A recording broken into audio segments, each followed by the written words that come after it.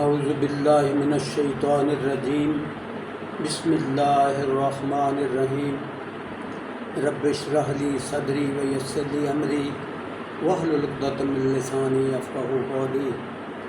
اللہ تبارک و تعالیٰ دے فضل و کرم نال اللہ تبارک و تعالیٰ نے جڑی ساڈے لئی کتاب ہدایت حضور اقدس شریف ذریعے نازل فرمائی ہے ان دا انشاءاللہ تعالیٰ اللہ دی توفیق نال شروع کیتا سی سورہ فاتحہ تو خلاصہ پنجابی زبان اج سورہ بقرہ دے 3 رکوع انشاءاللہ تعالیٰ پیش کرن دی سعادت حاصل کرنے ہاں۔ پہلا رکوع جڑا ہے سورہ بقرہ دا 1 نمبر آیت تو لگ کے 7 نمبر تک آیت تک کے اندے وچ قرآن تو جڑے ہدایت پامن والے لوگ نے انہاں دی صفتاں بیان کیتیاں گئیاں نے۔ اس رکوع وچ قرآن حکیم دے چاہن والیاں لئی قرآن حکیم تو فیض حاصل کرنے والیاں لئی انہاں لئی قرآن پاک نو ہدایت آکھیا گیا ہے تے انہاں چنگی قسمت والیاں دیاں خوبیاں بیان کیتیاں گئیاں نے۔ اس تو مگروں انہاں بد نصیباں دا ذکر کیتا گیا ہے جیڑے آپ دے کمانڈ تے ضد دی وجہ نال قرآن حکیم تو ہدایت حاصل کرن تو محروم رہ گئے۔ ایویں بھئی اس رکوع وچ حق والیاں دا تے باطل والیاں دے کردار نو واضح کیتا گیا ہے۔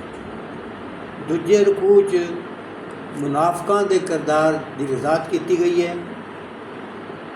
انہاں دا ذکر کردیاں ہویا فرمایا گیا ہے منافق لوگ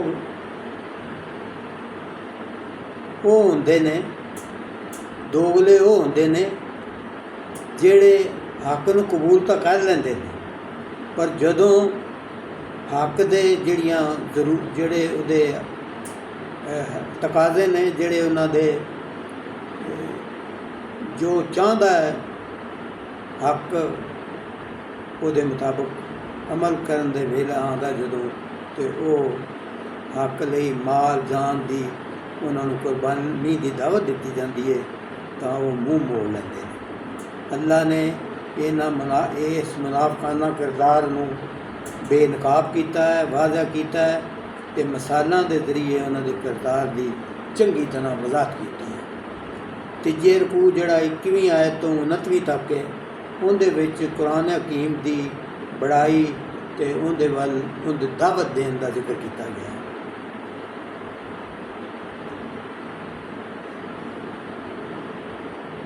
سارے انساناں دی حیاتی دے ہر گوشے وچ اللہ دی پوری اطاعت دی دعوت دیتی گئی ہے۔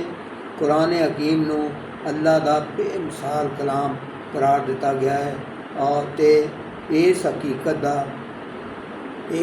نو نہ منن والیاں نو یہو جہا کلام دی صرف ایکو ہی صورت مقابلے چ لیان دا چیلنج دیتا گیا۔ اسے رکوع ہی اللہ نے واضح کر دیتا ہے کہ بہت سارے فاسق لوگ جنہاں نو قرآن تو ہدایت نہیں بلکہ گمراہی ملتی ہے وہ قرآن دی دعوت انہاں نوں وہ فیض ملتا ہے۔